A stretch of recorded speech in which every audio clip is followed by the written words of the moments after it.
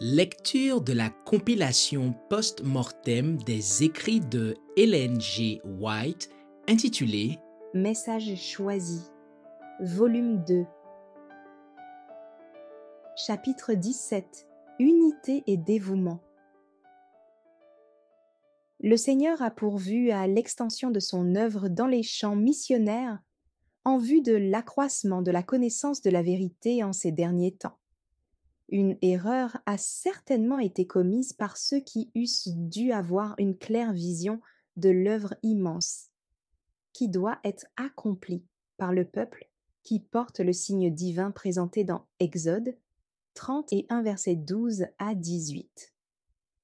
Le Seigneur demande à ses fidèles économes de mesurer les champs d'activité, puis d'employer sagement les moyens qui permettront de faire avancer l'œuvre dans ces champs. Dieu a un peuple et des ministres qui doivent coopérer avec lui. Le Seigneur agira en faveur de son peuple si celui-ci consent à se laisser influencer par le Saint-Esprit, au lieu de s'imaginer qu'il peut se servir de l'Esprit.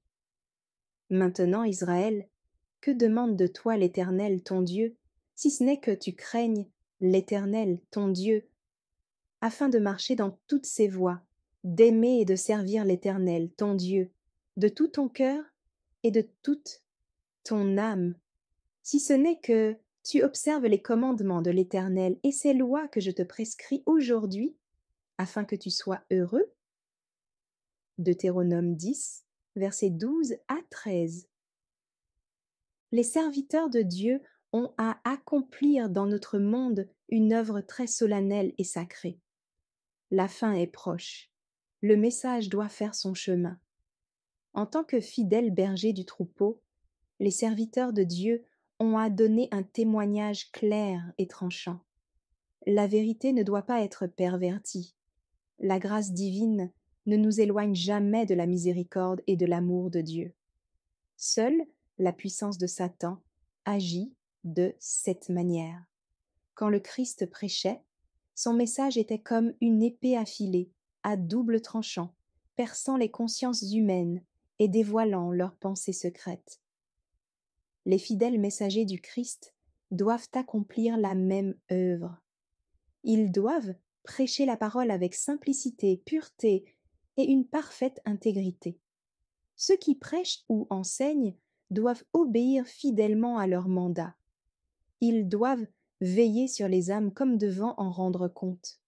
Jamais ils ne doivent camoufler un « ainsi a dit le Seigneur » sous des paroles conformes à la sagesse humaine. Sans quoi ils neutraliseraient sa vivante énergie, la rendraient faible et impuissante, incapable de donner la conviction du péché. Toute parole prononcée sous la direction du Saint-Esprit sera marquée par une vive sollicitude pour le salut des âmes. Ce qui rend un prédicateur agréable à Dieu, ce n'est pas un étalage extérieur, mais le fidèle accomplissement du devoir. La route qui aboutissait à l'exaltation du Christ passait par l'humiliation la plus profonde. Si l'on partage les souffrances du Christ, marchant joyeusement dans l'empreinte de ses pas, on partagera un jour sa gloire. L'ennemi s'est constamment efforcé d'introduire dans l'Église des personnes qui acceptent une bonne partie de la vérité sans être converties. Faire profession de christianisme et trahir en même temps sa charge, c'est devenir un instrument de Satan. Il peut se servir de membres d'Église inconvertis pour avancer ses propres idées et ainsi retarder l'œuvre de Dieu. Leur influence s'exerce toujours dans la mauvaise direction. Ils sèment la médisance et le doute et placent une pierre d'achoppement sur la voie de la réforme. Ils propagent l'incrédulité, les yeux fermés à la justice du Christ. La gloire du Seigneur ne se trouve pas à leur arrière-garde. L'unité fait la force de l'Église. Satan le sait. Aussi fait-il tous ses efforts pour amener des dissensions. Il désire qu'il y ait un manque d'harmonie dans l'Église de Dieu. Le sujet de l'unité devrait retenir davantage l'attention. Quelle est la recette pour guérir la lèpre des conflits et des dissensions? l'obéissance aux commandements de Dieu. Dieu m'a montré que nous ne devons pas insister sur les différences qui affaiblissent l'Église. Il prescrit un remède pour les conflits. Il nous faut montrer que nous sommes ses enfants en sanctifiant son sabbat. D'après sa parole, le sabbat est le signe auquel on reconnaît son peuple, celui qui observe les commandements. Ainsi, le peuple de Dieu doit conserver dans son sein la connaissance de Dieu en tant que Créateur.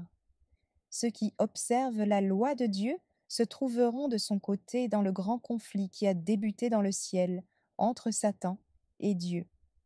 Manquer de loyauté envers Dieu, c'est se dresser contre les principes de la loi divine.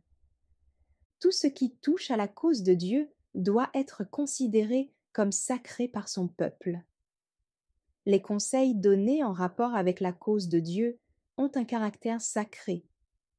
Le Christ a donné sa vie pour amener à la repentance un monde pécheur. Ceux qui sont animés de l'Esprit du Christ voudront travailler dans la vigne de Dieu. Ils ne voudront pas travailler seulement dans les endroits de leur choix. Ils sont appelés à être de sages administrateurs et de fidèles ouvriers, surtout préoccupés d'accomplir la mission que le Christ leur a confiée. Au moment même qui précéda son ascension, le Sauveur dit à ses disciples de s'adresser à toute nation, à tout peuple, à toute langue, en commençant par Jérusalem. Il ajouta : « Voici, je suis avec vous tous les jours jusqu'à la fin du monde. » Matthieu 28, verset 20.